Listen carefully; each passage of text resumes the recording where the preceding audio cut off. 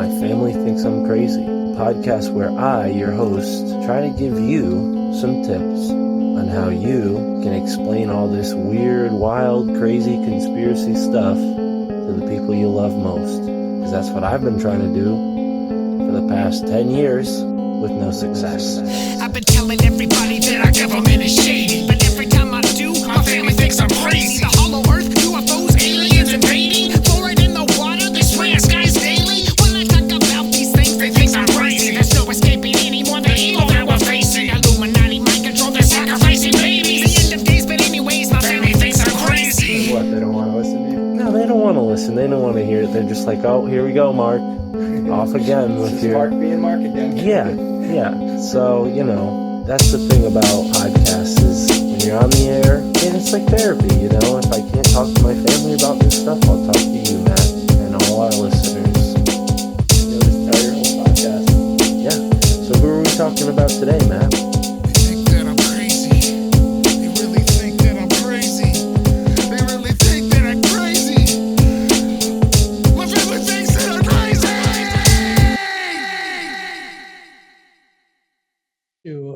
Of Aya was like the connection point. I will say something about that, where that fits in. Lindy and I, my wife and I, before we were married, were college students and started a journal together. And we didn't expect it to go beyond college. We were in college in Massachusetts, and then we went to Michigan for 3 years of graduate school, which fit the era, the 60s. I don't know if I would have done something like that 20 years later, but that was the path then. And we continued to publish it. And at a certain point, we moved to Maine after that, and then later to Vermont. But when we were in Maine, we had done a bunch of issues. We had done an alchemy issue, an issue on medieval botany and zoology, an issue on ethnoastronomy. We had done an ecology issue and a dreams issue. And then the Whole Earth catalog got into what we were doing, picked it up, and began to distribute it. And suddenly we began getting work from all over the country and all over the world, in fact. And not knowing quite what to do about it, I made an issue called Regions and Locales, where I published the most interesting things that people had sent into the journal from different regions, and divided it up by that. And it's the only time I ever did that with the journal. I think it was issue number 13. And the journal ran through 23 issues. It began in 1965 and it ran until 1976. And in that time, we did 23 issues. And so that's what that issue represents. When we did that issue, we were living in Portland, Maine. I was teaching college there. The cover was done by a guy teaching at the art school in town. And it was only the second time we used like full color on a cover. So it was very exciting at that moment. And they're like seeds. You just cast them out. I didn't even know you had you had more of a connection to inner traditions, except today I wrote them to tell them I was doing this podcast. And Ashley, the publicist there, said, we know him. We have done a lot of stuff with him. Yeah, they're so kind and generous. And I've been a big fan of all of their authors for a long time. It's only been recently that I started the podcast and realized I could go and talk to brilliant folks like yourself. But this is very interesting because I actually was in Portland last summer. I can't say that that's where I bought this book, but I don't remember which used bookstore I found this. But it struck me as interesting because I'd never seen a book that just started right from the inside cover there. And I love that. I love finding, just unconventional things like that. And I found the subject. Go ahead. We didn't have a designer early on. So we just sent our stuff to the printer. Oh, okay. The printer counted signatures, and if we went over, he printed on the inside front cover. Right. That's what happened there. Was I miscounted? So, well, it made for a unique thing, and yeah, it struck me also because I'm sort of a book hoarder, book collector. So sometimes I'll buy a book even if it's only the book cover that excites me. Turned out there's so many fascinating little gems in that book. Obviously, I didn't realize that it was a compilation of things people had sent you. But when I realized, like, oh, okay, this is the guy who's kind of behind this, and he's got an article here, and then I sort of did some gumshoe work and found you on innertraditions.com. And yeah, I'm very excited to have you here, so we can get right into it. I bought your biography Out of Babylon, so I know this is an autobiography of sorts, and I'd be happy to maybe start as far back as you're willing to go and maybe give our listeners a little impression of who you are and how this journey really started for you, because I find that we might have a few things in common, our interest in anthropology, of course, and obviously synchronicity. And so for me, it's a true honor, and I'm ready to soak up whatever you have to offer. Interestingly, as synchronicities go, I do rewrite books after they're published, and it happens that the last 3 weeks and for another week or so, I'm rewriting Out of Babylon. And so that was today's work. Wow. So Okay. This is a book, but I'm also writing it. That's partly for a reason that's a little bit dark, which is that the book began really with my brother's madness, my half-brother's madness. And when he went in 1973, 72, 73, went into a mental hospital and asked me to write his story because he never thought he would get out. And in a certain sense, he never did, because when he came out, he was screwed up by the mental hospital in such a way that he never sort of returned to neutral. He was a street person a lot of the time, although he still had an interesting set of adventures, and ultimately committed suicide. And as did my mother and my sister before and after him. So Out of Babylon was very much, it started by writing his story, and it still is an esoteric book. It's not like it's a biography or a memoir. I'm interested in subtle energies and how they drive and affect things. And my brother himself was very caught up in the occult and magic. In his case, it became dangerous. It became, he tried to make it a stand-in for living. He wanted all those images he was pulling out of alchemy and tarot to literally guide him through life and to make it work. And that pulled him out of his own center. It can work that way. In fact, it does sometimes work that way. The point of those things is to pull you into your center, not out of it. But so I began the book telling his story, and ultimately I blended it with other stories from my family because it was very complicated. I was raised thinking my stepfather was my father until I was 8. And then I found out that this other guy was my father, and I had 2 other brothers, and my name got changed when I was 12. And then when I was 30, I found out neither of them were my father, and that my mother had me by an affair while she was married to the guy whose last name I now have. But it wasn't the last name I was raised under. Well, all of these I began to weave around my brother's story. And then in 2016, was when my sister committed suicide. And it was getting to be it's one thing to develop ways of processing it and assimilating it, and that's something I've always tried to do. The family complexities and the dark visions.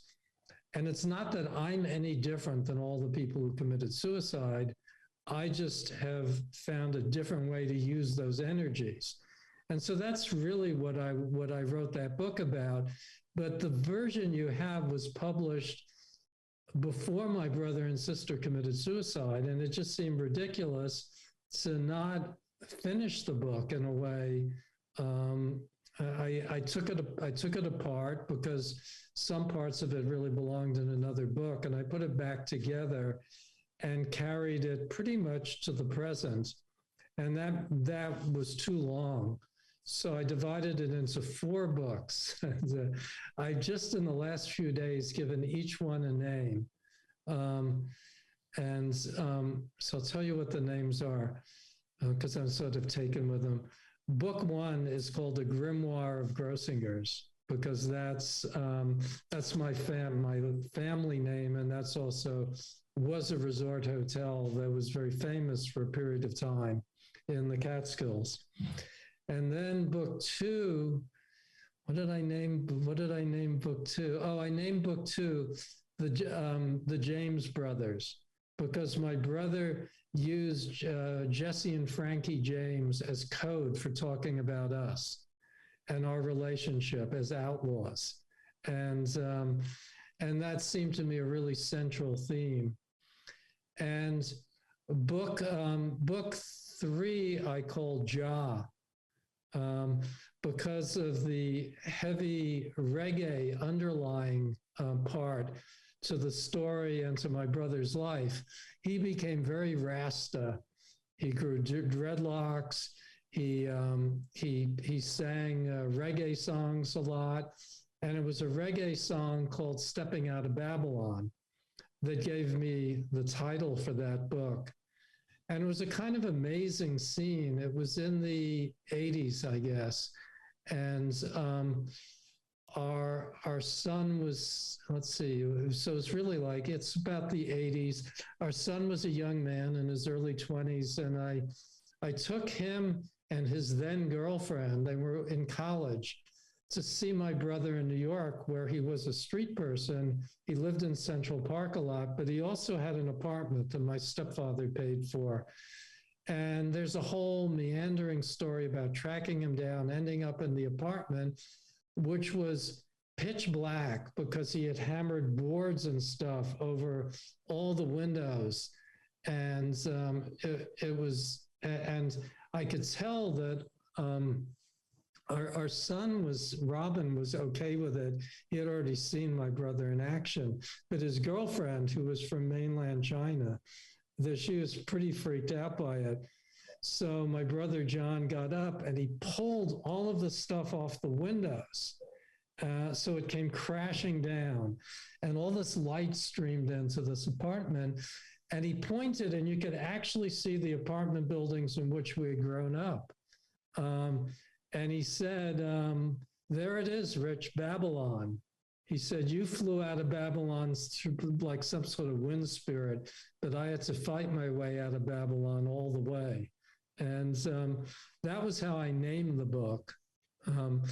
I just today named the 4th volume. I named it Universal Forces of Light, because I went through the darkest period of my life when I really sort of lived through each of their suicides at a really deep hell realm level, an abyss level. And in the course of that, a woman who I worked with as a healer put me in touch with a psychic in Southern California who did a meditation with me in trying to heal ancestral trauma. And it began with the phrase, universal forces of light. You called out to universal forces of light to let you forgive everyone and to let everyone forgive you, and then to forgive yourself, and to let everyone else forgive themselves. And then it goes totally and completely now and forever. And that's more like the chapter title. But I thought universal forces of light, I was going to call it hexes for a while, but I thought that was too negative. But that's one piece of the work that I do. I mean, I started off, you asked me for my story. So I grew up in New York City. Well, and let me just say, praise the way you brought us through that. I'm already certain this is going to be a great conversation, but I want to just highlight the fourth book's title, because those are words to really take in and sit with, universal life. Please save me. Repeat it for me. Universal. I'd actually like to find the meditation. Because that would be great. It's a really good one, and I come back to it a lot. Yeah, and without going and digressing into personal circumstances, it's synchronistic on many different levels, and I think this prayer or meditation would be extremely healing for me and everyone tuning in. Yeah, the guy who gave it to me, he takes the name Steve Lumiere, and it goes, universal forces of light, please help me to forgive everyone who has harmed me. Please help everyone I have harmed to forgive me. Please help everyone to forgive themselves. Please help me to forgive myself, totally and completely, now and forever. Excellent. And I think it's just a great meditation. It covers a lot of ground, and it's not just words, it moves energy. Agreed. And it's a great way to move into the energy of this conversation. I appreciate you taking us through that, because it sounds like you've gone through some very difficult things in your life, and to be able to transmute them through this conversation and through your books, I'm sure is going to be very beneficial to anyone who can relate. And I don't doubt that there aren't, anyone out there who can't relate. So anyways, let's start with New York, because the Catskill Mountains, I've heard from past guests, is sort of like a vortex in a way. It's got a very high vibrational resonance there in the Catskill Mountains, even going back to the Native Americans. Yeah, I felt that, I've written about that in the book, that after my family's hotel was completely, it went bankrupt, and then it was destroyed, and it became a site for photographers who wanted to photograph ruins. There's a whole kind of cult of photographing ruins, like Michael Jackson's Neverland Ranch. They sneak into that one. That's a really, really a juicy target.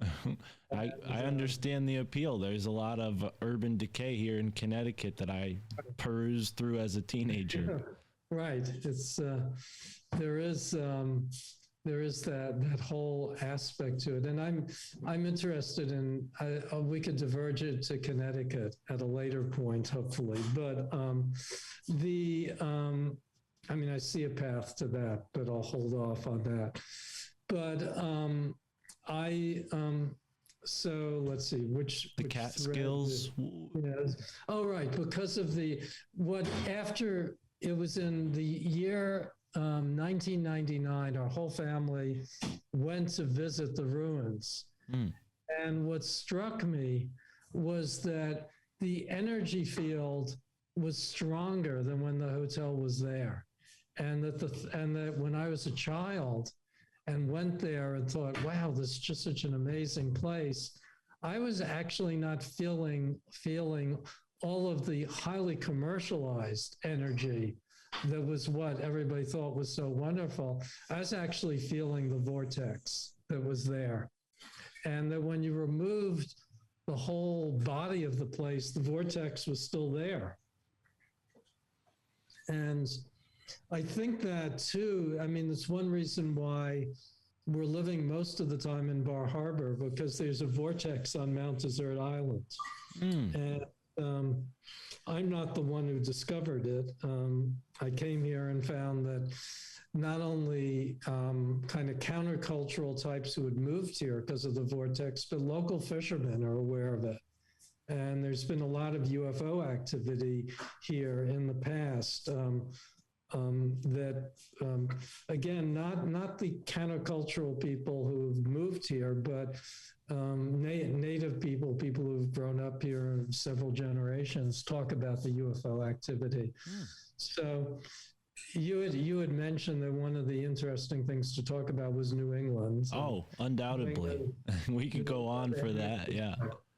Yeah. We spent 38 years in California. So I've been thinking a lot about the comparison.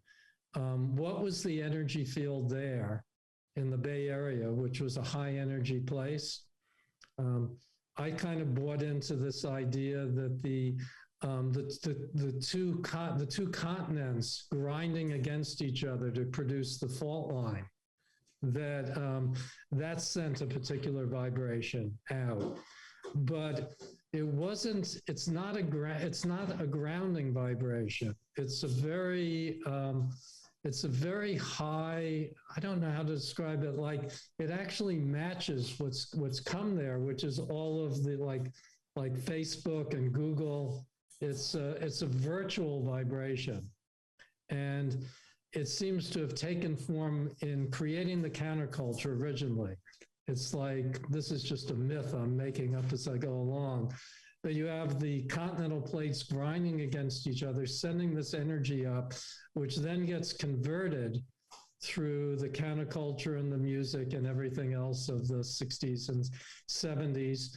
We went there in the mid 70s and stayed, during the time our kids grew up. And, but that energy, because energy never stays, it continued to convert and transform. And now what you have is the whole Silicon Valley. It's like a ghost energy. It's and I think of the counterculture as being very humanist, cosmic but humanist. But what we have now, the kind of culture that's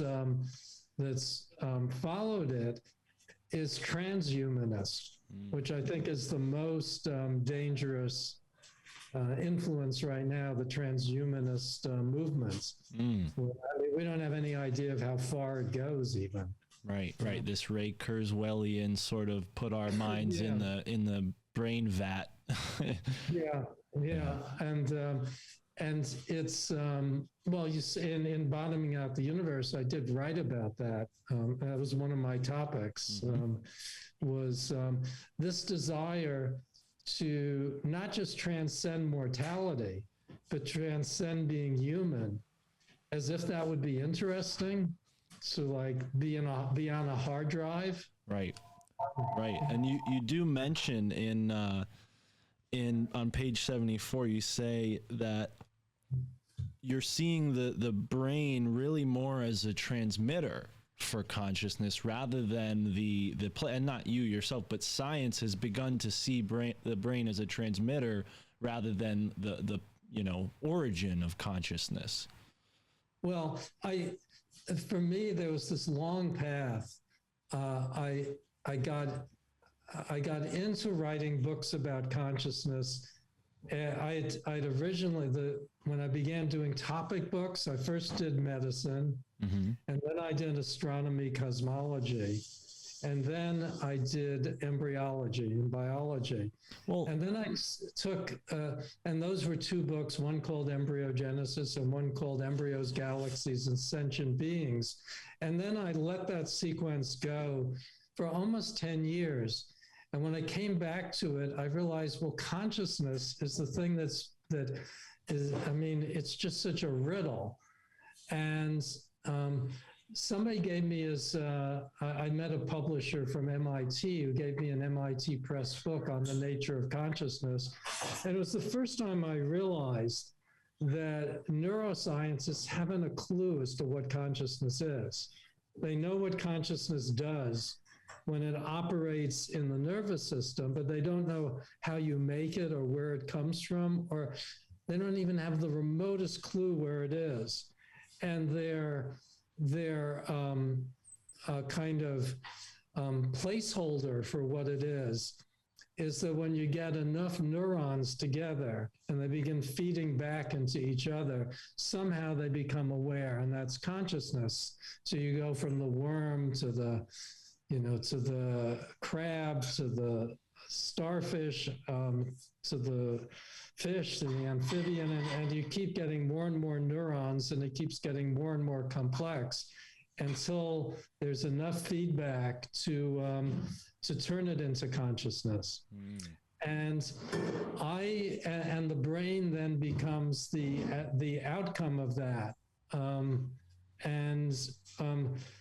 One of the things that I did in that book, in Bottoming Out the Universe, was to address the brain as maybe not itself the ultimate object, the generator of consciousness, but a sort of filter of consciousness. And at the same time,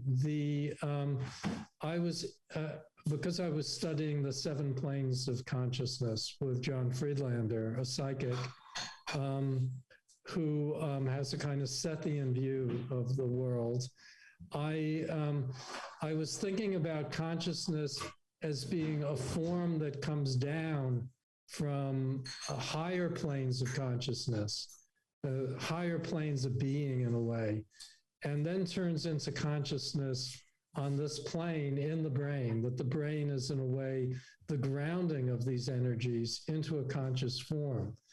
And so in that sense, the actual signal that is conscious is not the brain.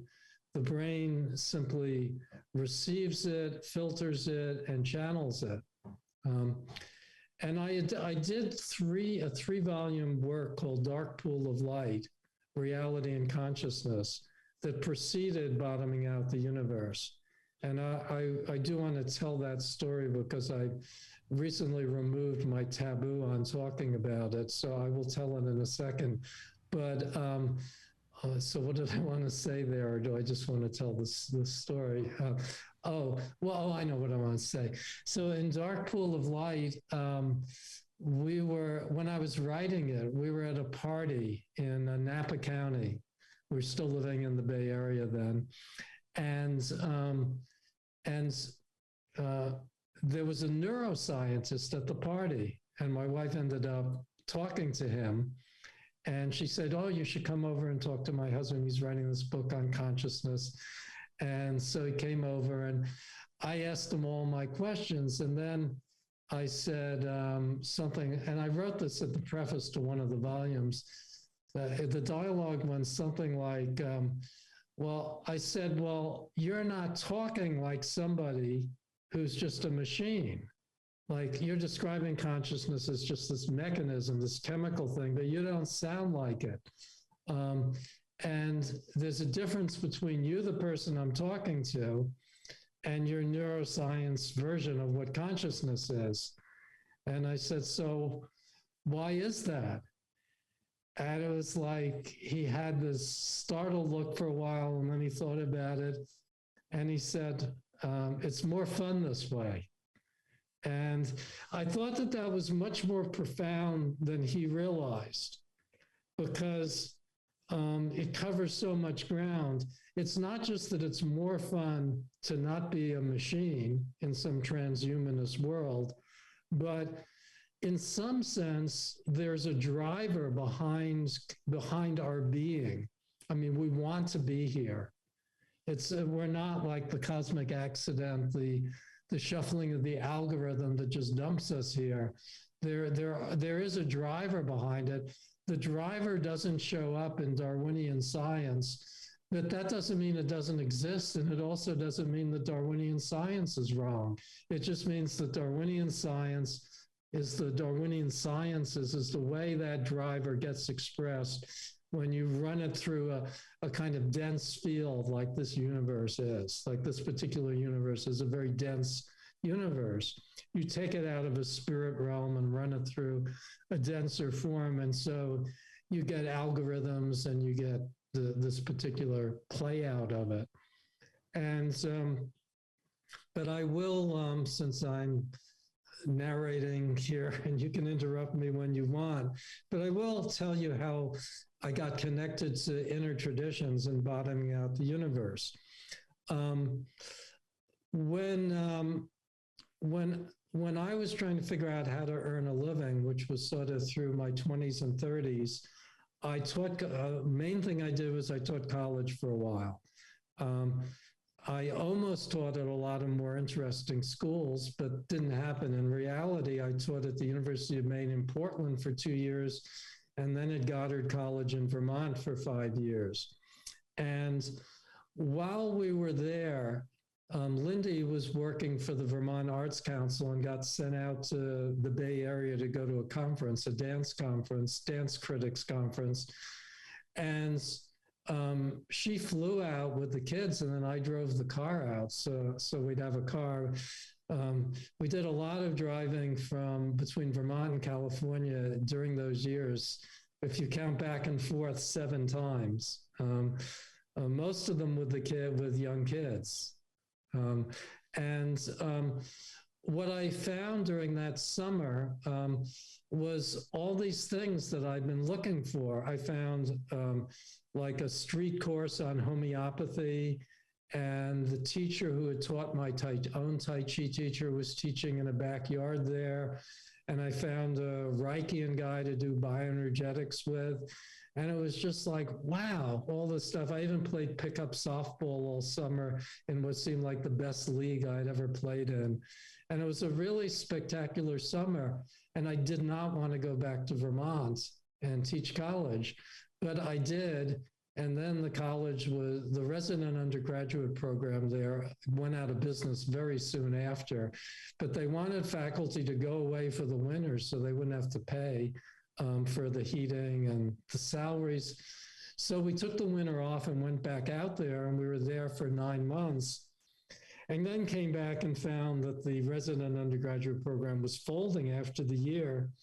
So we turned around and went back there in 1977 with a 9-year-old and I guess 9-year-old, is that right? 8-year-old and 3-year-old with no jobs. And I had money from a publisher, Doubleday, to write a book that became Planet Medicine, which was a history of alternative and non-Western medicine. And it was something I had studied to do in graduate school and then never did. I wanted to do ethnomedicine and then never followed up on it. So I thought, well, I'll do that book for 1 year in the Bay Area, and then I'll find another college teaching job. But when we went out there, I didn't find another job in the year. And I got another advance to write another book, which gave us more money. And Lindy found a bunch of arts administration jobs. And so I wrote a book for Sierra Club called The Night Sky, which eventually I rewrote it twice for other publishers. And ultimately, in the most recent edition, it has the subtitle Soul and Cosmos. And it's about the many, many night skies that exist, not just the big one, with all the cross-cultural night skies, science fiction night skies, shamanic night skies, and so forth. And that took 3 editions in 20, 30 years to actually pull off. So that kept us in the Bay Area.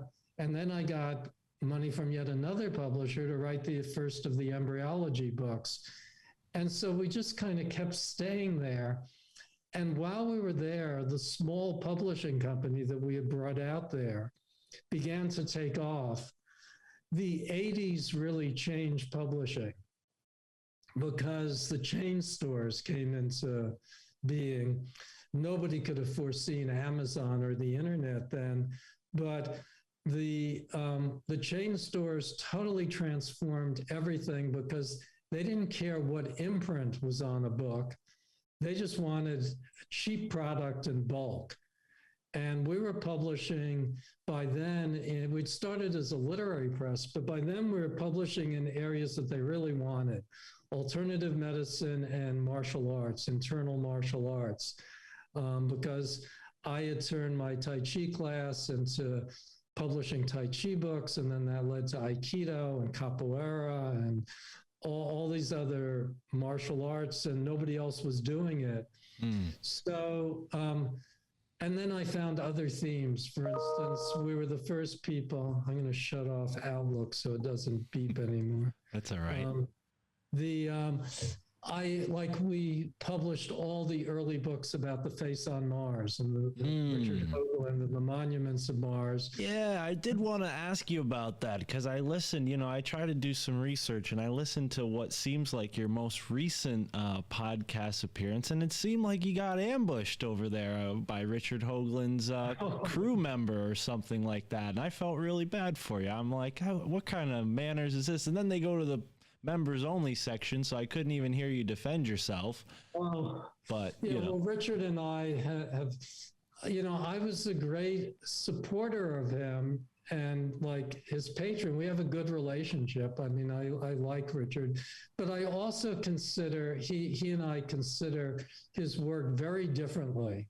I value stuff he's done that he doesn't value particularly, and then I don't believe in his monuments of Mars as proof of a city on Mars. It could be. I don't deny it. It's not going to be resolved in my lifetime or in his, right, or in yours. Well, and and we shouldn't get hung up on that because I did want to say, I took your side while listening, but I forget what happened in that one. I did a number of I did several of his shows the other side of midnight, and I won't do it again because I don't like staying up that late. Right. That's a challenge for us East Coasters when they're out on the West Coast. I know how that could be. Well, you mentioned two things that I find particularly interesting, which is alternative healing modalities, specifically using plant medicines and in conjunction with martial arts, because as a young man, I became very interested in martial arts. I was on my wrestling team in high school. I was practicing, Brazilian Jiu-Jitsu and kickboxing at a school nearby, and I became an instructor with that school. And for a while, I was very hesitant when my friends were like, hey, come try smoking pot, come try smoking pot. And then I found out that Bruce Lee had integrated cannabis into his training regimen, which gave me this thought, well, hey, maybe it's not half bad. And from there, I've noticed a different relationship with cannabis that I've sort of garnered than the average person. The average person might just smoke it on the weekends and feel a certain way. For me, cannabis became very spiritually centering. It became something that pushed my martial arts training and made me feel a deeper connection between my mind and my body. So yeah, it's definitely an interest of mine. But what initially got you interested in ethnobotany and martial arts? Well, by the way, that book was Planet Medicine, not Plant Medicine, just the title. Right. But I was interested in ethnobotany. I actually took, in graduate school, I took one whole term of just botany and ethnobotany. It was like an interest in shamanism that began in college, which is why I switched to anthropology. I was an English major as a writer, and then switched to anthropology because, again, you didn't look at the world that way in the 60s. Going to graduate school was like a simple way to just find something to do. You got a scholarship, you went. We faced the fact, it seems hard to believe, but you can rent an apartment and live together unless you could produce a marriage license then. And it seems so weird that turned over that quickly. We lived together in Colorado, in Aspen, after junior year of college. because Lindy's from Denver. And we just had to lie about being married in order to rent a cabin there. And so one reason we got married was we didn't think we could live together. And we went to graduate school because we didn't have any money, and we get a scholarship. And so I did anthropology, and I wanted to do shamanism. And we actually spent a summer on the Hopi reservation, but it was over my head. It was over my head emotionally, linguistically, and intellectually. And it's a big thing to do. I think the old anthropologists just fell into it because it was like a form of colonialism. And if you really approached it in the 60s from the standpoint of the counterculture, it didn't feel right.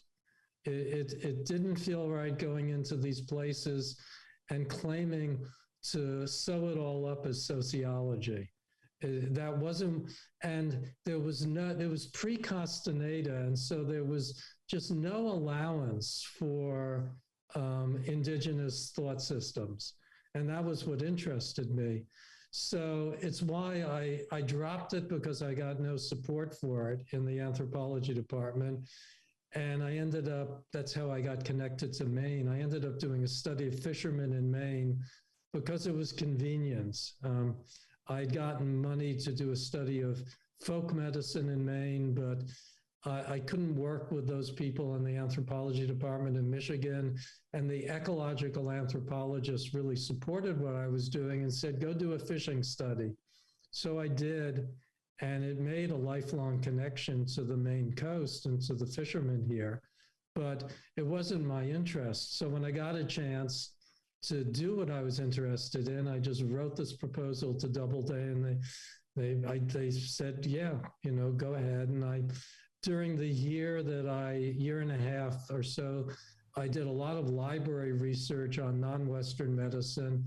I studied homeopathy locally because I'd begun that, but I really didn't discover the full range of alternative medicines that I did later. And I had to rewrite the book many years later into several volumes just to cover all the healing systems that I had discovered. And I had my own specialty. As we stayed around in the Bay Area, I got involved in craniosacral therapy, and I did a training in that for 3 years. And it was very much a personal turning point, because it was the first, much more than like you developed in martial arts. And I never really caught on with it.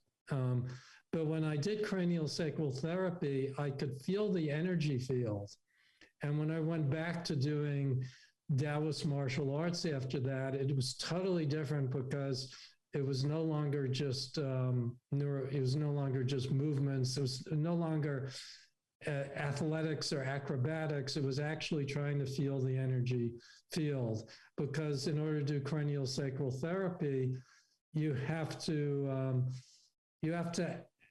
how to say it, you have to feel the fluid flow, the various fluid flows in the body, and the fascial tensions, and how they combine to form a kind of field that you palpate above and beyond any anatomy is important, but you're palpating the field as a form of intelligent conversation.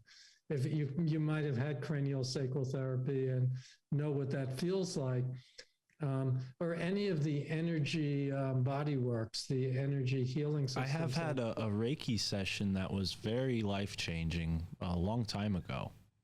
Yeah, Reiki is doing it off the body. So then you're just working on the aura, but it's just it's an even lighter touch. So you could say that this is the time of night when you get all these spam calls. The Reiki is like doing craniosacral therapy off the body, and also using a channeled system to do it. Anyway, during the years that I was doing that, and it was the period of time our kids grew up and left and went and did their own lives. It could be of interest that our son is environmental biologist in Berkeley, working with urban resilience under climate change.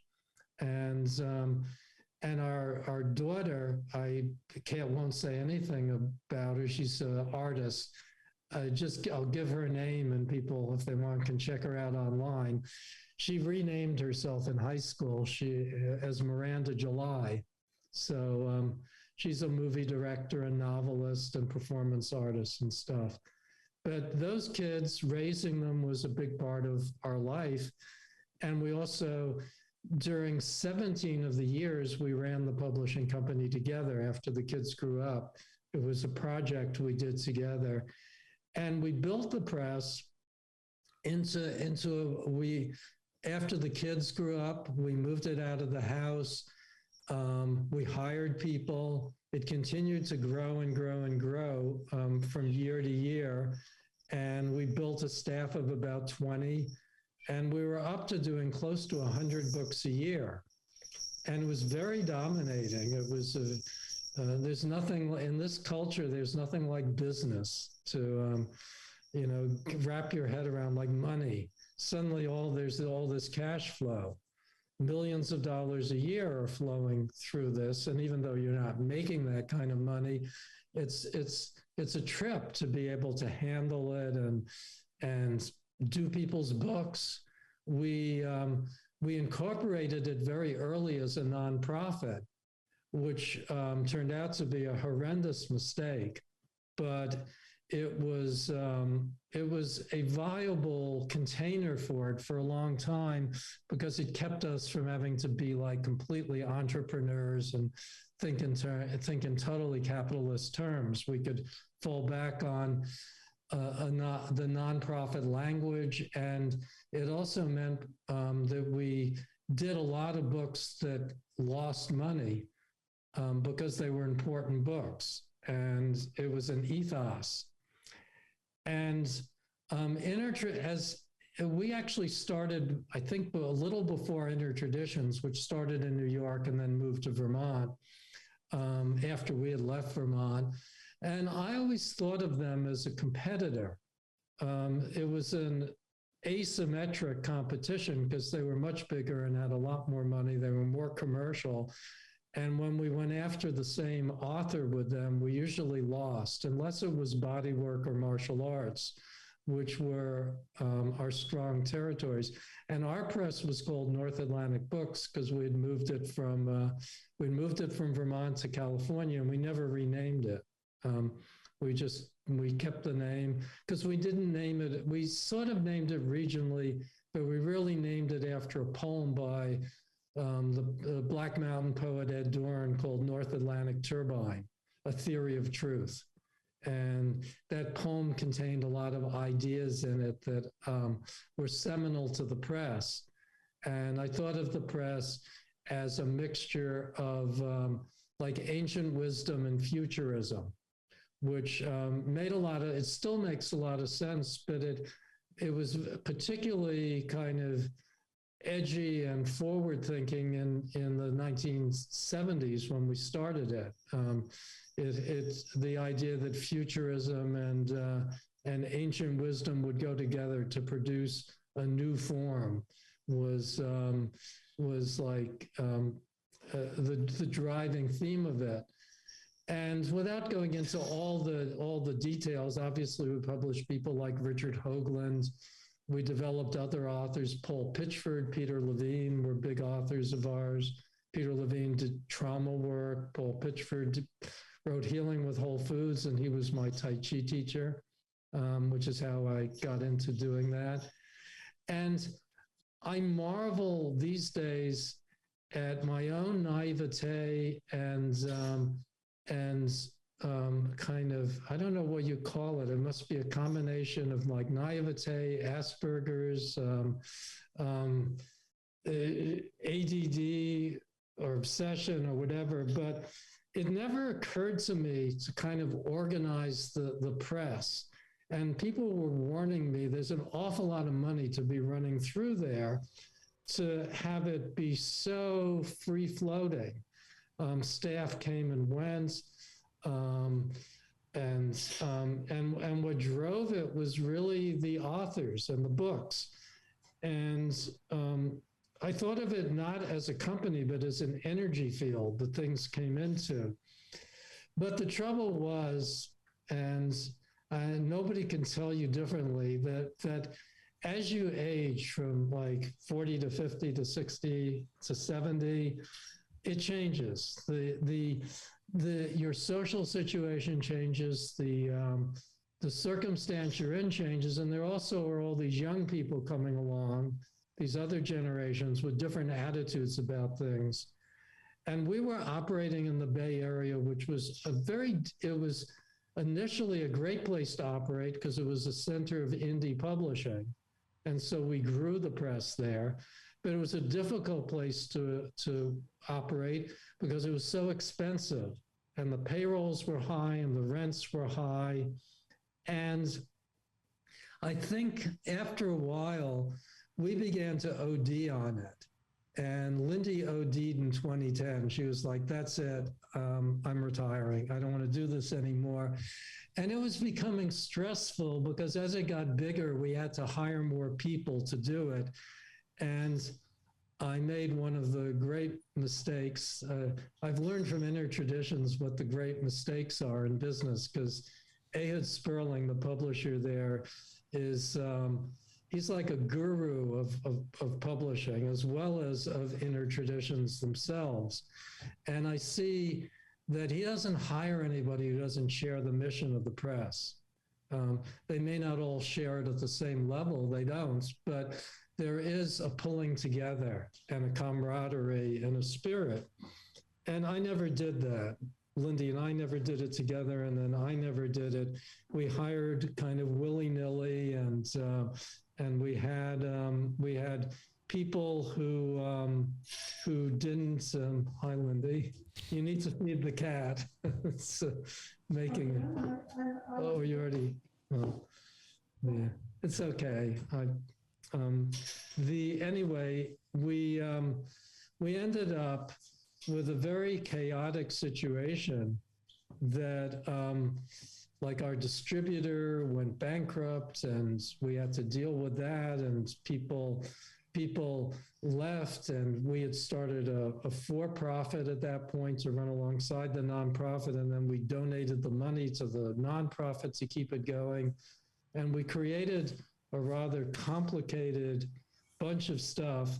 And then we began hanging out in Maine a lot more. We began splitting the year between Maine and California, and we're very tired of the Bay Area. We're tired of living on the earthquake fault.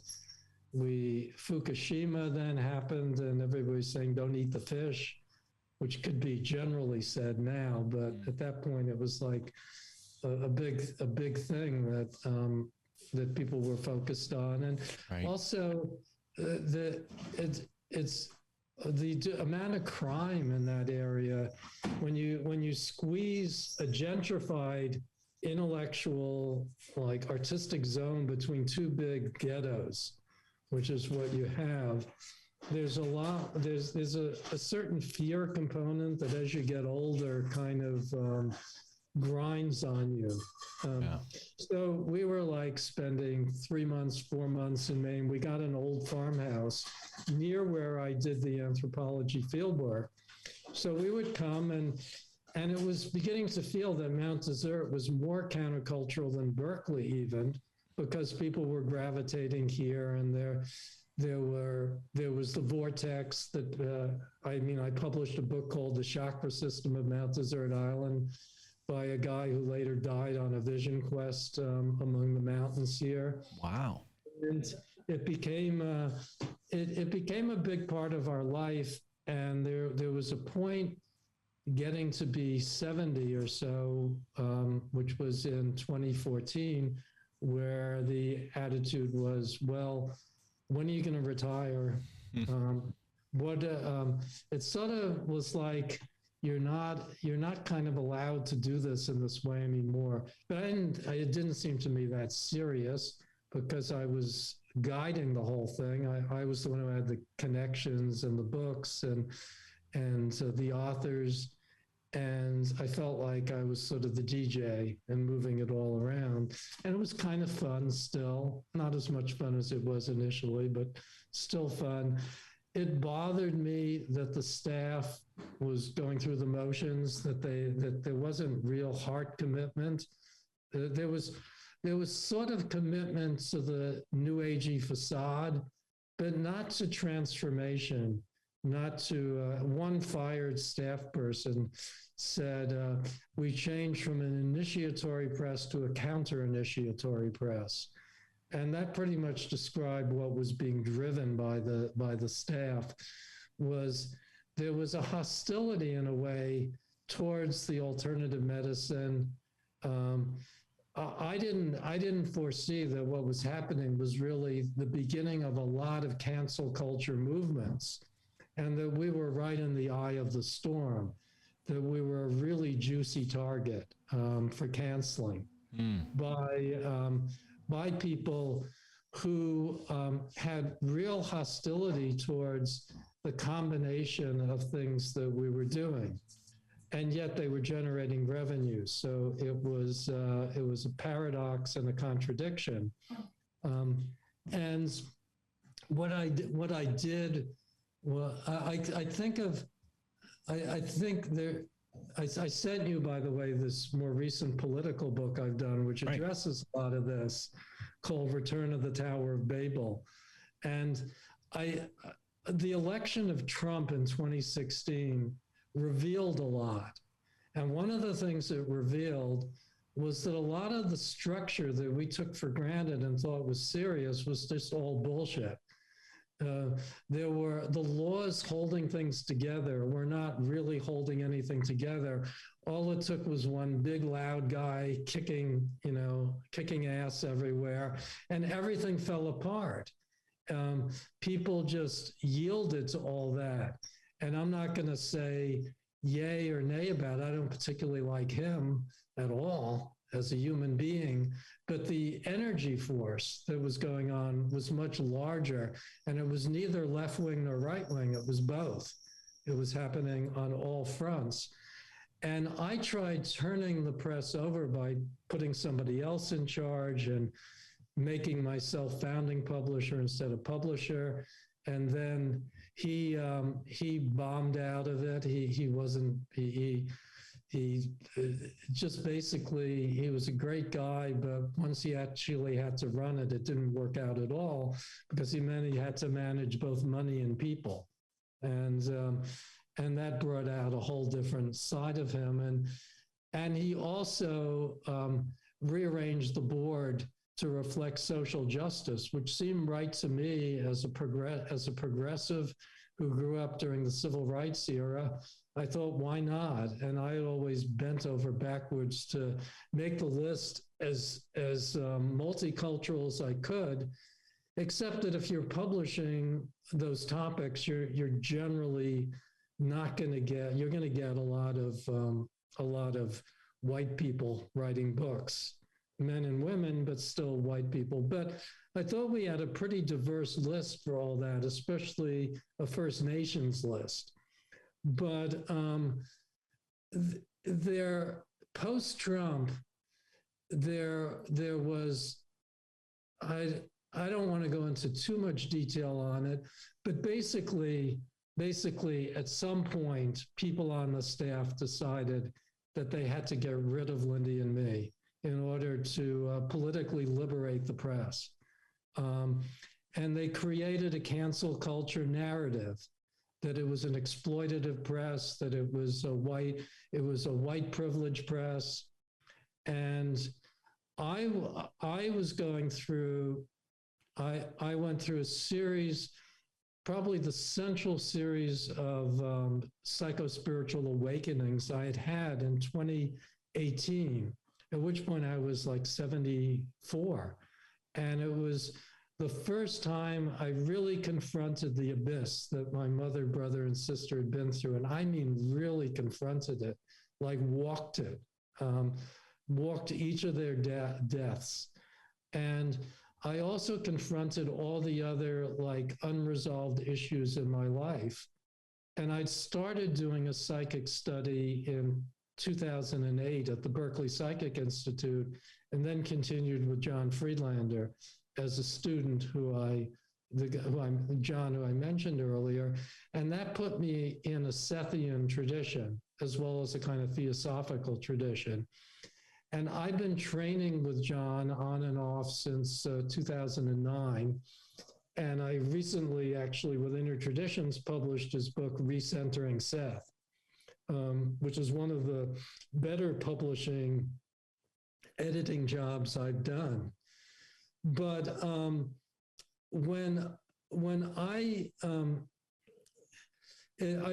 recently done more writing about this, and in this Dreamtimes and Thought Forms book with Inner Traditions, which is coming out in July, I did write a bit about the abyss and how no practice helps in the abyss. When you walk the abyss, it has its own quality of darkness that you can't say, I'm going to do craniosacral therapy, I'm going to do yoga, or I'm going to sit zazen or whatever. Yeah, people do work through the abyss doing those things, but ultimately that's not what does it. What does it is you have to go right through the heart of the shadow and experience it for what it is, and then it passes. And so that's what I was doing. I did it from June of 2018 until October of 2020.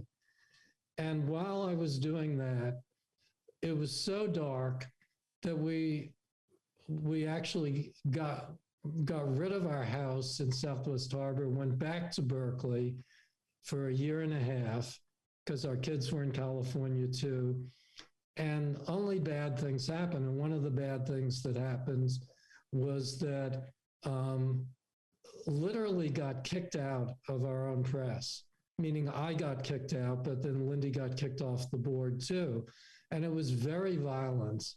It wasn't violent physically, but that's only because they didn't have the power to order me executed.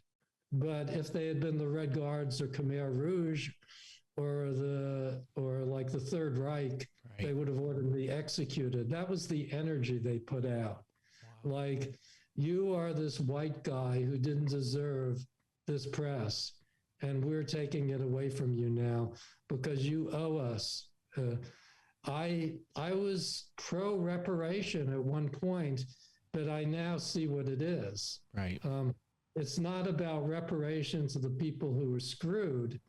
It's a trick that people use. And the people who pulled that on me are more racist than I am when you really come down to it, because there's an implicit racism in, and I'm not even talking about anti-white racism, I'm even talking about anti-Black, anti-Indigenous racism.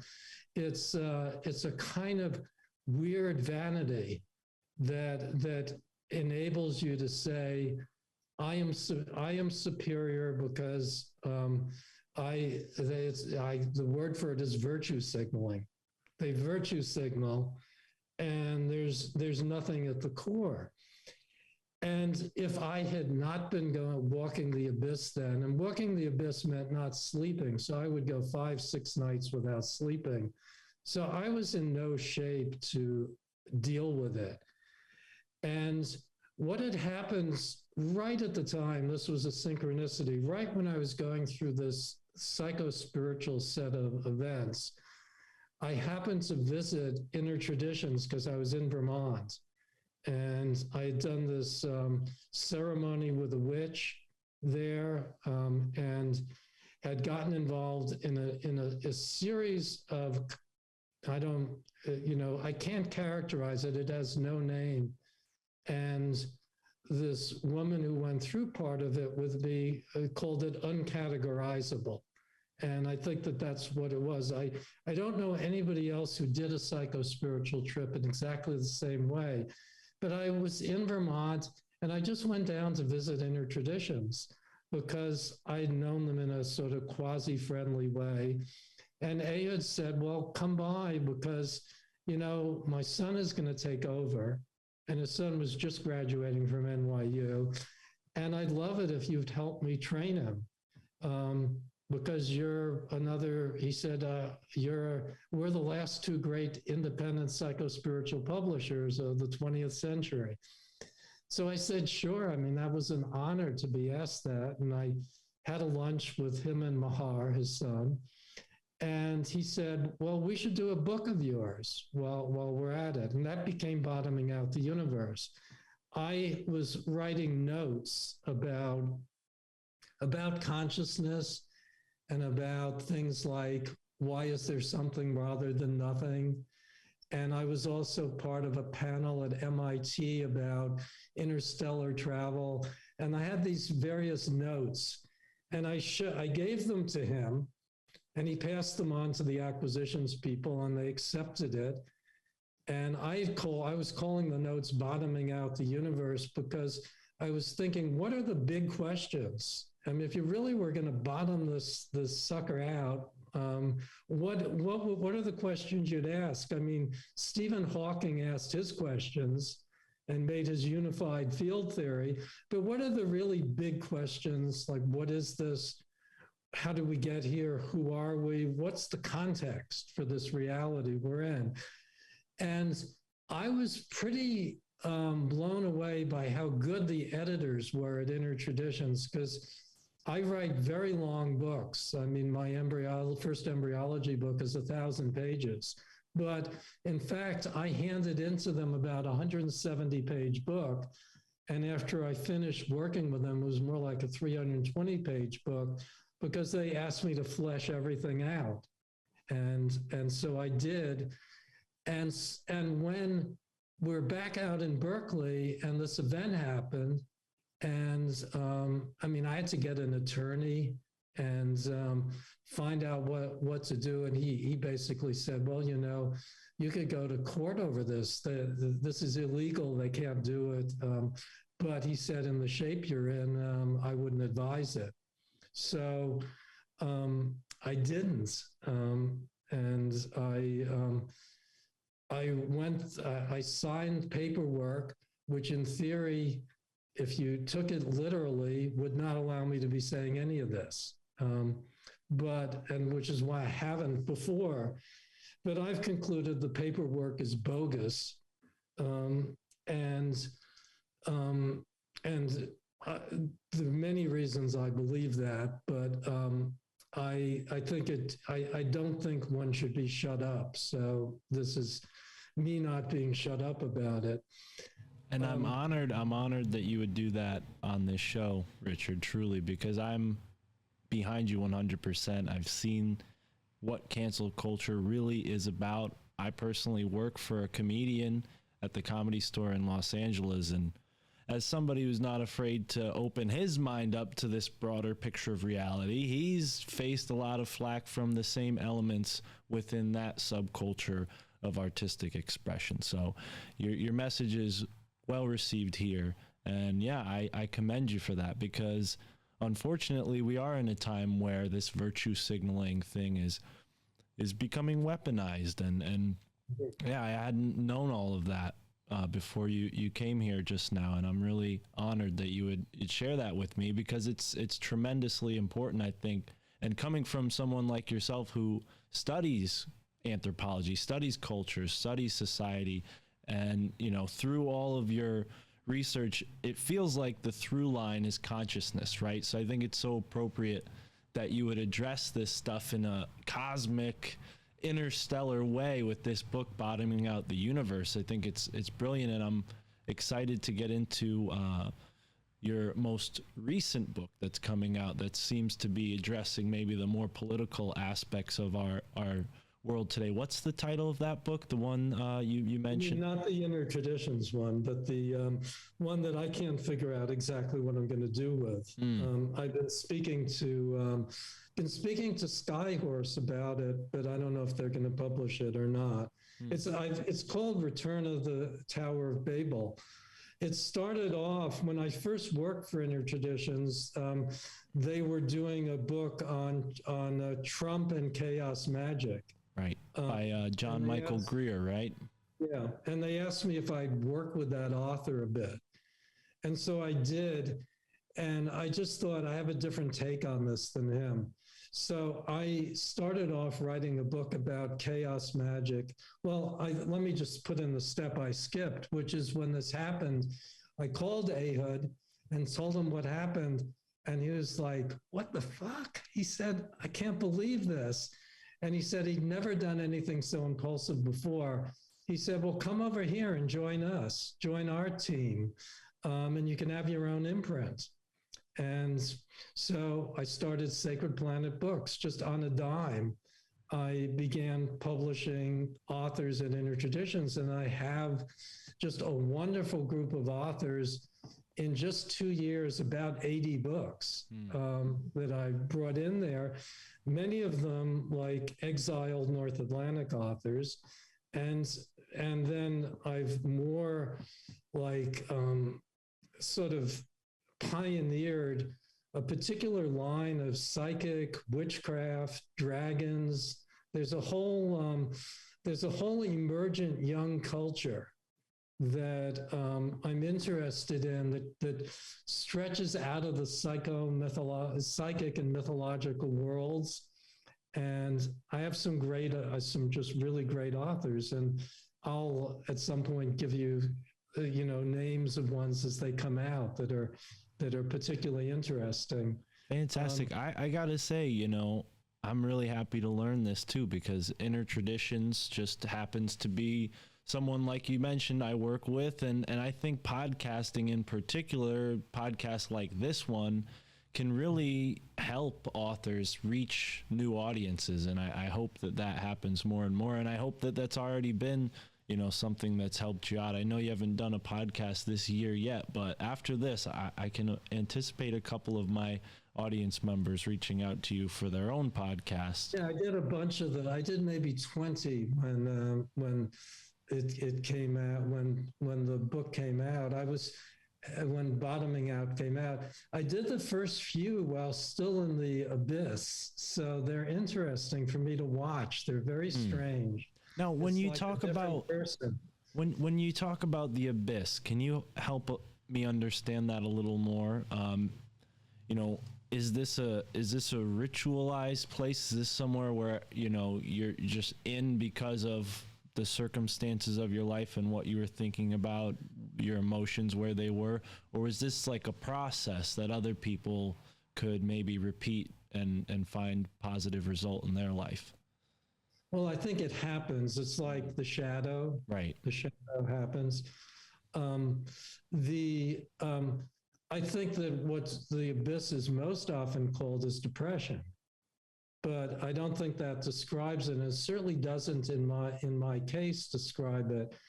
When I went back out to the Bay Area, I did a lot of work with an old friend who I also have published now with Intertraditions, Matt McKay, who's the publisher of New Harbinger and a psychotherapist. And we did some past life regression stuff. And he said, like, you're undergoing a psychospiritual transformation. And that's what it felt like to me. But how I would describe it, and I've tried to add a couple of chapters in Out of Babylon. It's like one day in June of 2018, it didn't feel right. Nothing felt like it fit where it was. And that meant everything: the houses on the block, the people. My wife of more than 50 years at that point seemed a stranger. But moods like that would pass.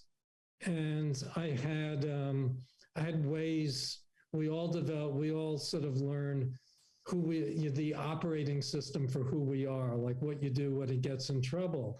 So it's like, okay, I know the resets for this, but the resets didn't work. And I began to feel weirder and weirder. And pretty early on, actually before that, we had planned this trip to Eastern Europe. And so we just went and did it. And it was very hard to do in that state. And it happened that one of the places we went was the Auschwitz, which was very intense to see. And everything in Eastern Europe was intense. And then we came back, and I have my psychic connections, and one of them is an astrologer, Elias Lonsdale, who I've worked with since the 70s and published many books by him, including a recent one with Inner Traditions. And I said, I feel like a walk-in in my own body. And he said, no, the other guy was the walk-in. This is you. And I got the same thing when I did a bunch of shamanic journeys, that I was told, no, you didn't fully incarnate before. This is who you are. And nothing was familiar. It's a very strange feeling. You forget that familiarity is something that comes naturally. You recognize things, but nothing looked familiar. Everything looked like a past life. Like it was like it shot way out and was very vague. And then I stopped being able to sleep, because if you don't know who or where you are, there's no way to go to sleep because you're in a walking trance. And that got scary. And so I got put on drugs, which is like psychiatric drugs, not what you ever want. I already knew from my brother and sister that they only made things worse, that big pharma and all of that. But I didn't know what to do, so I went along with it and just thought, oh, well, I have some leeway here, so maybe it'll get me out of it. It just made it much worse, because it's those drugs, to me anyway, activate underlying neurotic and psychotic conditions.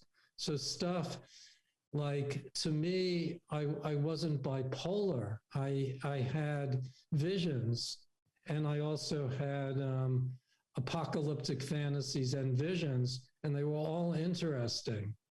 In one of my books, I referred to Dion and the Belmonts singing Teenager in Love, which was a song of my teenage years. One day I feel so happy, next day I feel so sad. And I wrote, that wasn't puppy love, that was the heart of creation. But when you take those drugs, it just turns into common bipolar disorder. They've really got that addiction down. But those are some aspects of the abyss. And you asked me about dream times and thought forms. It was an offshoot of the political book. I wrote the Trump part first, trying to write about Trump from the standpoint of chaos magic, and obviously, you know, there are other people who I referenced who have done that. I don't know why I have a mental block on his name, but what's his name? Lockman, who wrote Gary Lockman. Yeah, Gary. Yeah, Gary Lockman, who wrote, who used to be, he's in the Rock and Roll Hall of Fame. Absolutely, yeah. He was in a band. Oh, what band? He was Blondie. in Blondie. The Right. Tide is High, yeah, Right. Blondie. But I corresponded with him a bit, and he sent me stuff. But then I went beyond that. I wrote about QAnon. I wrote a lot about QAnon as a millenary religion, using some of my anthropology background. I heard you use that phrase, and I was not able to find a definition for that. Millenary religion. Am I misunderstanding that? Cargo. It's also called cargo cults. Okay, that makes a lot more sense. Yeah, it's called cargo cults because the Pacific Islanders during Right. World War II. Well, I'm familiar with that, and I'm sure most of the audience is, but when I looked up the word millenary, I found a definition meaning a person who makes hats or women who make hats, and I was very confused. It's sort of the anthropology term for millenary religion. There are a bunch of books on it. Religions of the Oppressed is one of them. And this is a concept where a much more advanced culture comes in contact with, we'll say, less advanced culture, and that less advanced culture sort of superstitionizes what they don't understand in the... That's what you were talking when you said, syntho mysticism kind of. Synchromysticism? Yeah, synchromysticism and sigils and egregores. And it's a whole, I basically wrote a book about that and then worked in the whole cancel culture thing, identity politics. Right. And then when that was all done and I wrote that book and I wrote a final chapter about I called it Saturnalia, the March on the Capitol, because it happened according to this one website, QAnon related website. It was on exactly the day of the Saturnalia. Well, I've actually interviewed that gentleman. His name is Chris Knowles. He's the Secret Sun blog. I find his work absolutely fascinating. You probably would agree more often than you'd think, but yeah, Chris is a very brilliant guy. Yeah, I use that as a basis, and I extended it, and then more recently I added a whole chapter on Ukraine. So it's kind of a 500 and some odd page book at this point. But Dreamtimes and Thought Forms was an offshoot of that, because at one point Ehud said, it's too political for intertraditions now. Make it a psychospiritual book, like put it in a psychospiritual shell of some sort. But then when I did, the shell was much more interesting to them than the other stuff. So I pulled off the shell and made a separate book. And that book was, it has a subtitle of Cosmogenesis, from the Big Bang to octopus and crow intelligence to UFOs, which are some of the topics I cover. But I eventually worked around to something which I do in Bottoming Out too, which is, it's not the right way to say it, and it's almost embarrassing to say it this way, but a critique of Buddhism, which isn't really a critique of Buddhism. It's a critique of the sort of Buddhist, I don't know what you'd call it, the Buddhist overlay that's put on psychospiritual systems, whereby there's one path to enlightenment, and it's very rigorous, and it's based on the scriptures. I think that that Buddhism is the most sophisticated description of reality that we have. But I also think that the American kind of commoditization of Buddhism, even in some of its most sophisticated, wonderful forms, is tremendously destructive, because it tells people that there is a path, that there's like a rule book for the universe, a rule book for enlightenment. And one of the things that I ran into in my sense of the abyss was that nothing worked except something really mysterious that was unknown. One of my North Atlantic authors, Sherry Mitchell, who's a Penobscot spiritual teacher, told me at one point, just ask, just keep asking. You don't know who you're asking, you don't know what you're asking for, but try ask as a form. And that was one of the many things that I used, was I don't know at all, just ask. Ask openly, with an open heart, ask and just take what comes.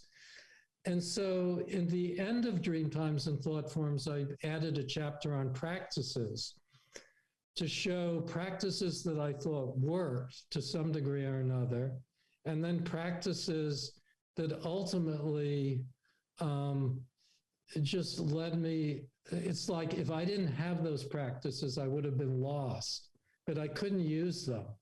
I had to use my assimilation of them. So I couldn't do rebirthing or continuum, things that I'd studied and learned and could do myself.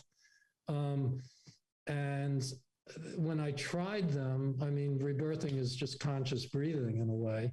When I did them, they just led me deeper into the trap.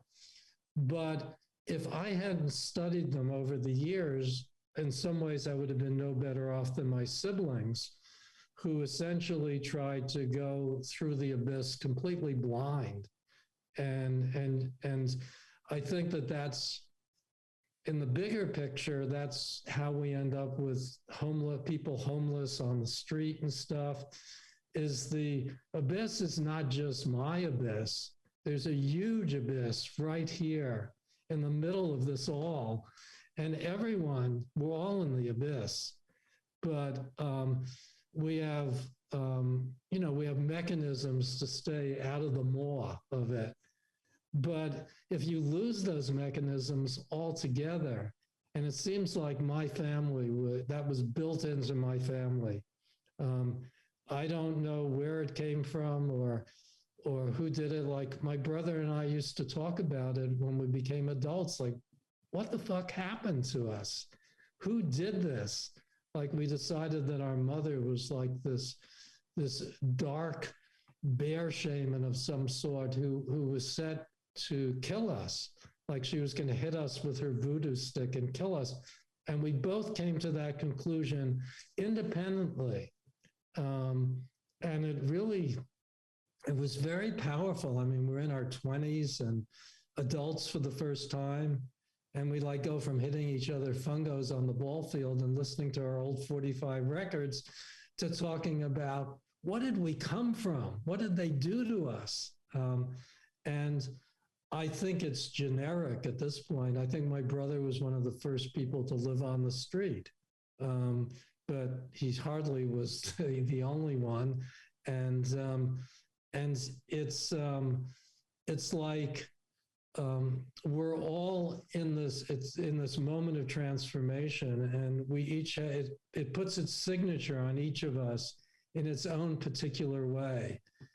And I just think that I have one of the more kind of I don't know what you'd call it. It's an opening, and it's also a terror. It's like the darkness is very close, but the opening is also very close, and they're the same thing. Which, in bottoming out the universe, the way I say it is the terror in the universe is its depth. That if the universe didn't have the darkness and the terror and the shadow, it wouldn't have any depth. It would simply thin out. And that we have to work our way through that. Right after Ehud hired me to work at Intertraditions, the very first author who approached me on her own was Laura Aversano, who's, among other things, a demonologist and exorcist in the Bronx, of all places, with heavy Catholic training. And she's also a medical intuitive, and she saw me in a tarot reading and coffee ground thing, I guess steam from coffee grounds. And she got in touch with me through messaging on Facebook. And I was kind of blown away by her what she was putting on Facebook. And I wrote her wondering if I could do a psychic session with her. And she just said, like, we have other things to do. And she began sending me energy from the Bronx, and I was in Berkeley then, and it was palpable. She was sending, and then what I did for her was I was bringing her books into print, the ones that had gone out of print and new books. And she has 2 books within her traditions now, but she's a real guide through the darkness. Her first book I did within her traditions was Affirmations of Light in a Time of Darkness, I think is roughly what it was called. And that's I think, really the most powerful thing about this moment is the mixture of light and darkness. and the possibility of moving through it. But I want to do, I keep this thing in my mind, like a Post-it I put on it, do the Connecticut thing. I was going to bring you back to that, and I do just want to say my microphone was muted, and when you spoke of this powerful woman, hand to God, there was a loud thunderbolt. We haven't heard a thunderbolt that loud since we've moved into this place. So there's some magic in the air tonight, Richard, and I think it's a perfect time to take the conversation maybe a little to a regional sort of lens, because we do have that in common, and I've been studying Connecticut in particular just because I live here, and I find the history of this place fascinating, going back, pre-colony up until, just a couple, decades ago. It's fascinating for me. But where would you like to start with Connecticut, Richard? Well, I could start at a number of places, but I have I have an agenda here, which is, do you know Ed Mondazzi? He's in Windsor. Huh. That name sounds familiar. No, I'm not familiar with him. Well, Ed's like a larger than life figure. What used to be a book and crystal warehouse, I now call New Mondazzi City. It's out by the Hartford Airport, and it's he has all sorts of people in there. It's almost like a psychic Coney Island or something. There are people reading cards, people doing psychic work, and of course there are the crystals and the beads. And back around 2000, a friend in Maine put me in touch with Ed, and Ed began buying all of our overstock and shop-worn books. And so I became quite friendly with him. And we used to stay with him. And it was a part of Connecticut and also a part of life that I'd never really engaged. Very, very kind of working class occult. People who were deep into like crystals and cards and psychic work and witchcraft, but also were very, I'm using the phrase working class. Ed is like this generous guy. He employs, like through the state of Connecticut, Down syndrome kids who come in and then sort the books. And there's a whole kind of mythology growing out of his warehouse, and it's fun to go to, and you're not that far away. I mean, it's. I'm shocked I hadn't heard of it before. Yeah, I spent a lot of time actually as a delivery guy up in that area too when I was delivering packages in a past life. But yeah, wow, I definitely have to make a visit. Yeah, it's not that far off of the highway. You go through Hartford, and then it's Hayden Station Road, I guess it's called, and it's interesting. But anyway, Ed and I have made friends, and the whole thing that happened with North Atlantic left him in a really awkward position because he was warehousing our archive. He was warehousing my own overstock. I'm still trying to remove some of the books there he was keeping there from me. There were an extra 1,000 copies of my embryology book, the big hardcover, that he's been giving away for free whenever we can get people to go. And if you go by there, just ask him for what's left of my books. I would happily fill up my trunk. Anyway, here's what I wanted to say about Connecticut now, is that Eds would send me manuscripts of people, and most of them were not publishable. But he did send me a book that I immediately misplaced by a young woman living in the Hartford scene who had really been through some tough shit. She'd been in the Hartford rock scene. She'd been married. She had 3 kids pretty quickly. Her parents had been never met each other before their wedding night. They were married by Sun Myung Moon when he married 100 people one day, just followers. So it was a rocky household. And basically she wrote a short book talking about her experience with that, whose name I can't remember, embarrassingly enough, the name of the book. But Ed sent it to me, and I thought, well, this is nothing that Inner Traditions would ever publish, but this is really interesting book. And so I told Ed, let's see what we can think up. And then turned out she had another book. And I'd like to see if I can grab a copy of that quickly. Yeah.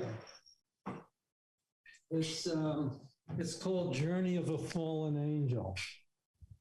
And basically, again, it's not something that that could be published by Inner Traditions. It's a great kind of original pop book by somebody totally like Hartford Underground. And she was being charged like $20 a copy to run it at something called Book Baby.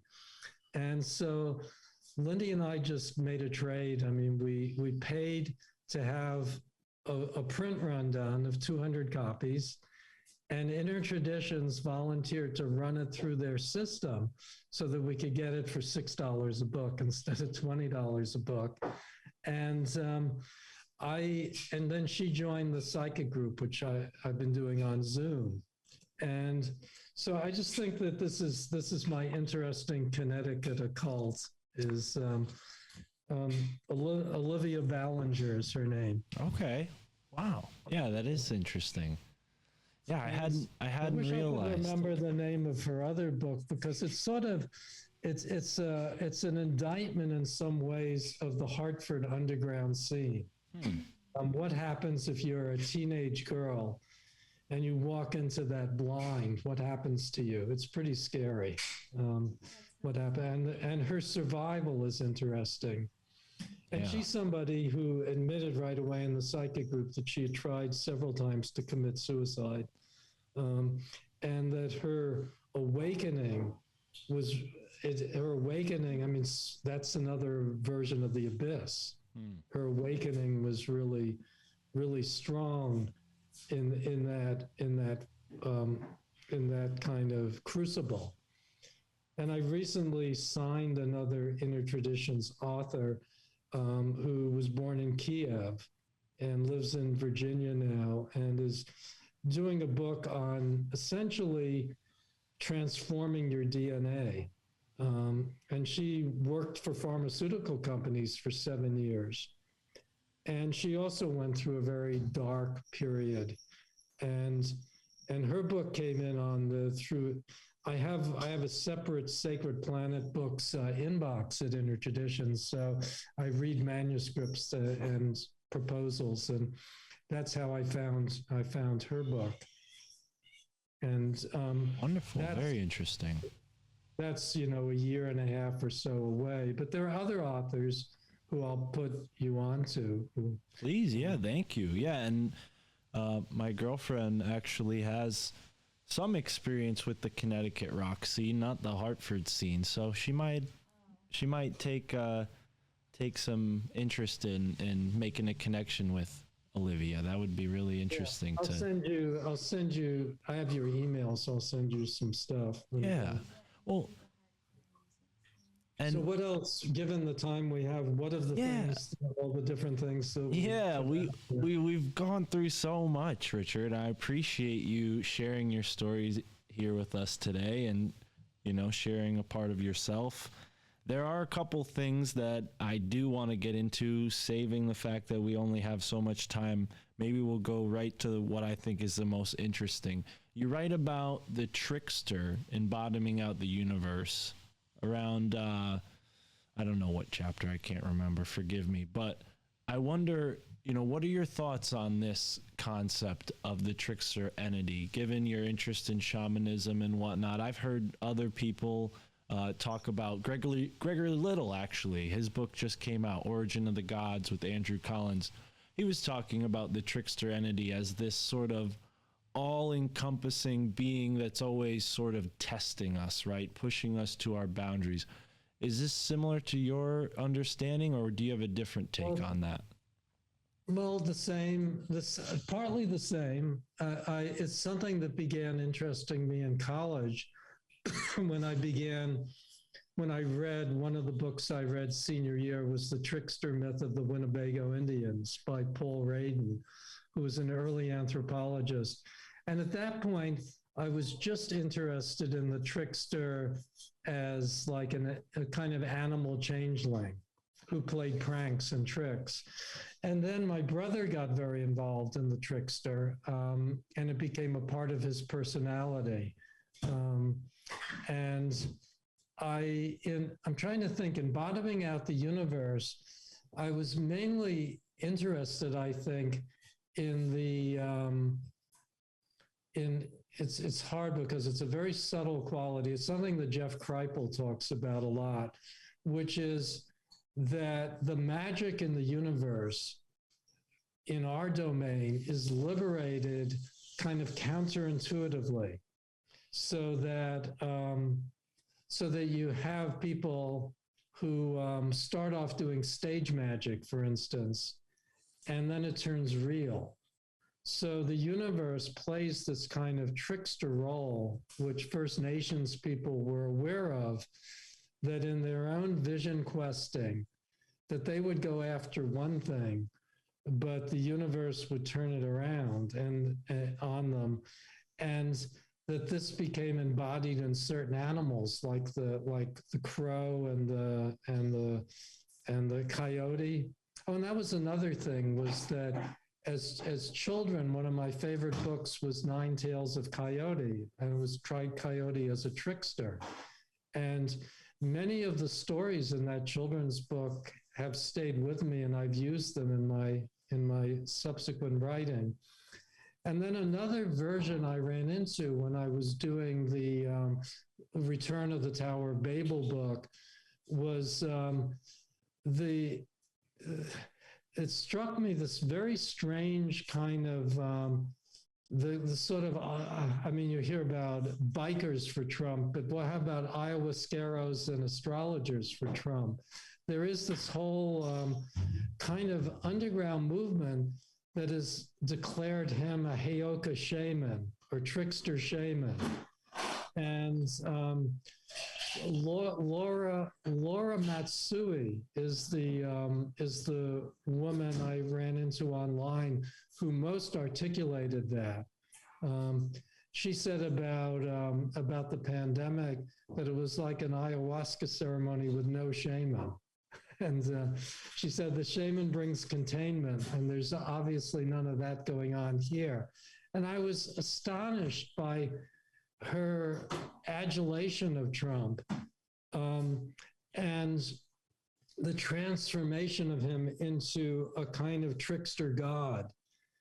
And I don't know, I mean, it's part of the QAnon mythology. It's part of, it has a cargo cult quality to it.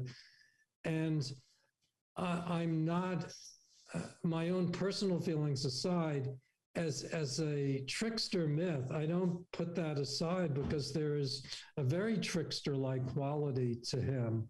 I mean, a lot of the native groups who talked about the trickster were not happy with the trickster's behavior. And also one of my authors at both North Atlantic and Inner Traditions, you may know Paul Levy, who writes about Wetiko, as he likes to call it, or Wetiko, Wetiko. Right. And the various animal shapes that Wetiko take are like negative tricksters. They're like hungry ghosts that come and devour people's minds and take them over. And Paul uses it as a kind of signature of what's happened to the world with the destruction of the environments, the spread of a kind of sociopathic mentality.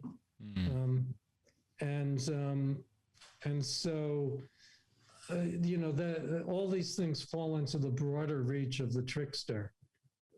Yeah, whether knowingly or not, he certainly has that quality of frustrating and at sometimes, providing gnosis. A lot of people woke up, as you said earlier, whether it was through him or through the whole pandemic, they woke up to the fact that the structure of our reality is not what we're told it is, at least, and when I see the term transformational theater, it makes me think of, the mass media and its effect on the general population and what they're trying to, incur with this sort of theater of the mind that they present to us. What kind of transformation are they trying to inspire? Yeah, if they even know. Right. I think in the psychic group, I've got a wonderful guy who's an IT person at College of the Atlantic. He's one of the local members. And he said something the other day, which I've written down. I'm eventually going to do a sequel to Bottoming Out and Dreamtimes and Thought Forms, and I put it in that. But I knew this, but he put it in a particular way that not only is the Earth circling the sun and our solar system is moving in the galaxy, but the galaxy is moving. And then the galaxy is part of this, I don't know how to pronounce it, but it's something like Lantaka supergalaxy, which is all these galaxies together, and it's moving. And Sean Murphy, who's the guy in the psychic group, who's been studying with Cindy Dale online, remarked that he's been doing psychic work with a woman, I think in the Philippines, and they've been speaking to somebody who presents himself as an Arcturian, and whatever that comes down to mean. But that the issue that's been raised is that the Earth is now moved into a totally different range of space, but not within the solar system, but the solar system and the galaxy and the supergalaxy have moved to a higher frequency. And that this is really hard for a lot of people to handle. And so the old conservative forces are digging in deep because this is really uncomfortable.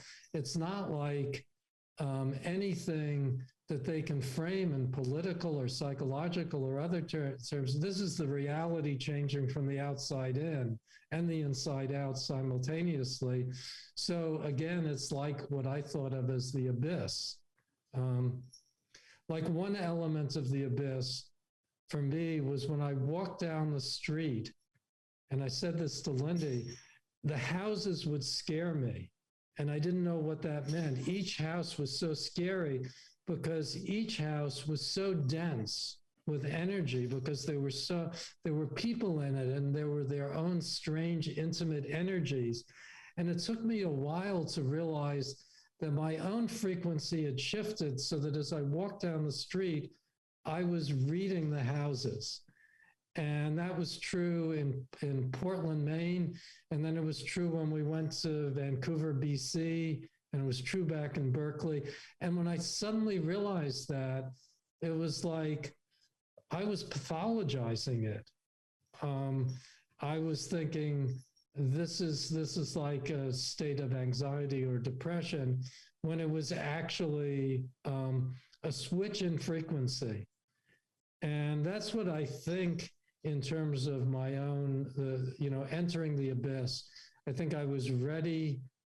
I'd sort of prepared over my whole life to do a switch in frequency because the frequency I was doing was limited. And it wasn't, and I always was going to be scared doing it at that frequency. Matt McKay, who I mentioned before, who recently, his most recent book within our traditions is Love in a Time of Impermanence. But we also did The Luminous Landscape of the Afterlife with him. But he said that for many years, he had this nightmare of this closet, which he wouldn't open. And then he opened it finally in a dream, and the skeleton came out. And it was like the scariest imaginable thing. But once he opened the closet, the nightmare never came back, which is kind of Freudian in its way. But I think that this happens on such a bigger level. And I think the planet is going through a form of that now, whereby everybody's being asked to look at things more closely. And science is kind of ground everything down to basically forms of algorithms. I mean, that's why I have that chapter in Bottoming Out the Universe called Worshipping the Algorithm. It's like we've gotten it to the point where nothing is worth believing in because anything can be generated by an algorithm or by a deep fake or and this idea, this, in my opinion, an insidious idea of simulated reality is creeping into the consciousness of the younger generations to the point where they think, well, if I'm just in a computer simulation, well, what's my life worth? I'll just have another, I'll just get re-uploaded into another video game, so to speak. Right. So, and that's a certain amount what's behind the shootings. I mean, I touch on that in Bottoming Out the Universe, where I write a bit about former school shootings and this idea that you can, like, shoot up a place like it's a video game and then just escape by killing, by dying, by killing yourself. It's sort of like, what is this that you think that you can turn off the game, you can unplug the game? And I certainly thought about this first in my brother's death. My mother and sister both jumped out the same window 41 years apart, but my brother stabbed himself to death with a knife. And that's pretty hard to do. And I was thinking, what was going through his mind? What was he trying to do with that knife? And it's not that far removed from these shooters who have become totally, it's like the sociopathic syndrome is completely taken over. They're not even shooting human beings. They're just shooting targets. It's completely gone over. The synthetic reality has gone through their minds. And also, I read an article that I thought touched on something very relevant to that, which is these people, before the people who commit these acts, hit a point in their personality where they don't exist at all. And that's so terrifying that they have to do something in order to exist.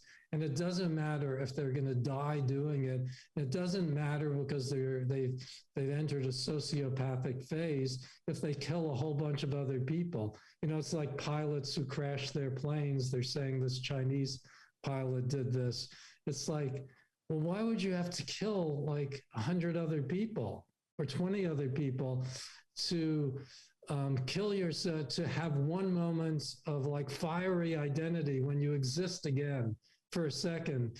But given the setup and what people are fed and the options, and also what I call gunism, which is, it's like I say, France has existentialism.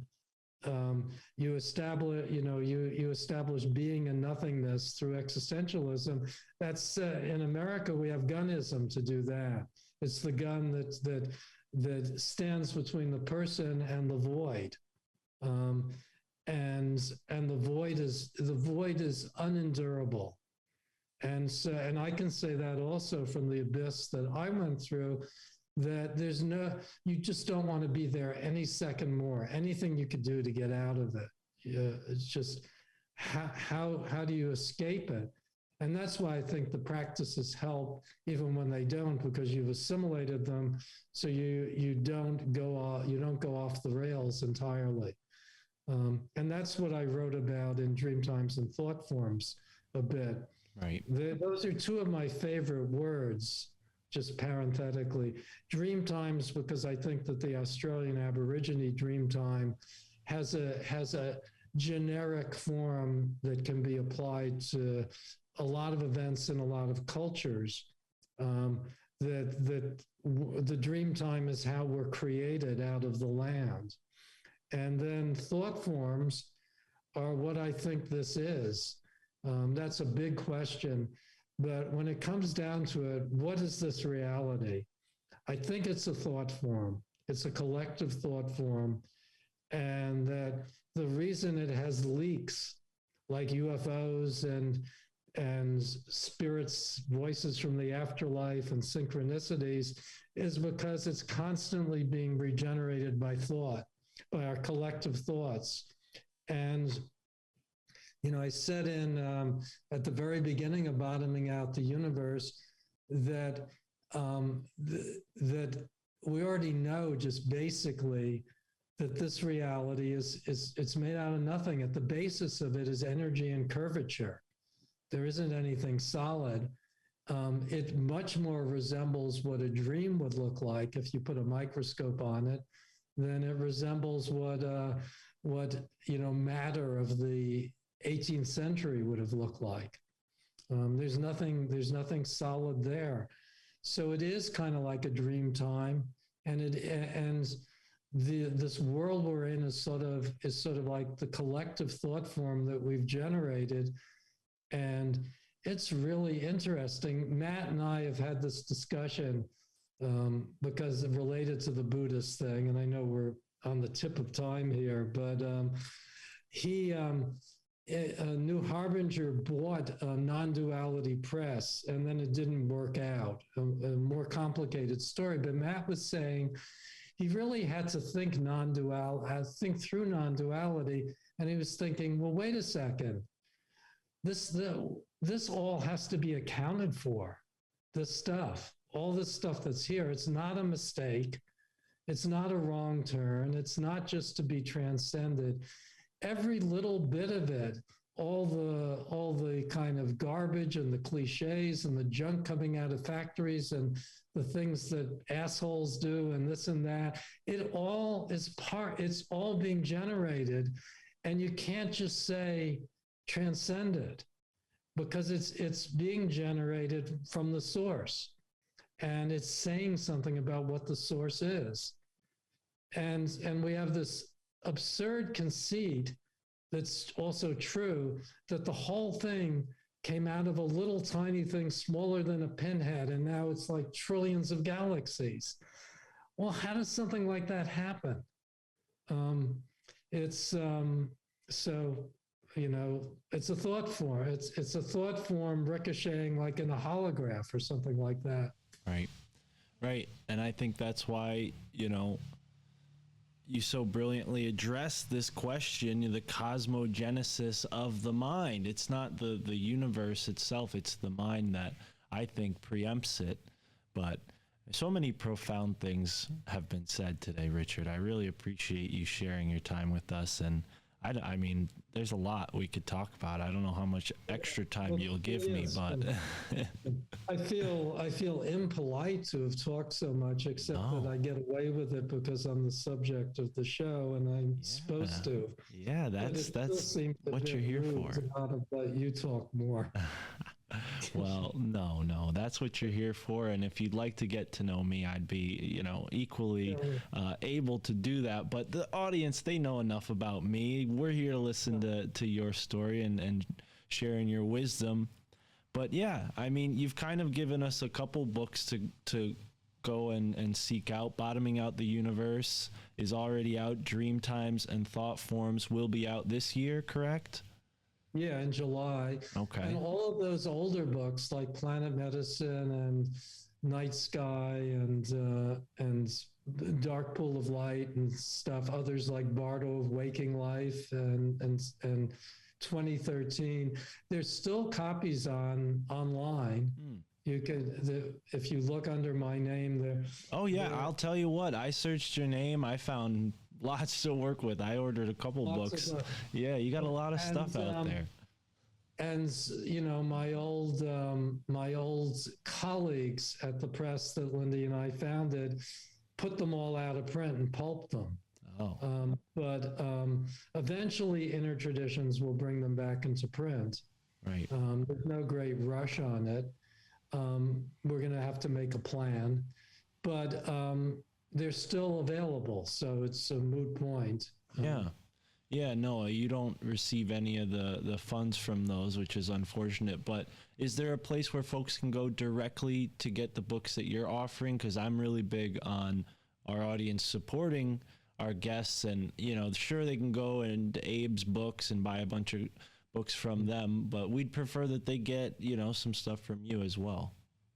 Yeah, well, no, I think that the books that were left over in Windsor, Connecticut, people are free. If people go by Mondazzi's warehouse, whatever books of mine are still left there, they can get for free, or they can write to Ed and he'll send them for postage. But the two Inner Traditions books, Dreamtimes and Thought Forms, which will be out very soon, and Bottoming Out the Universe, are good. And then anything else, just order online.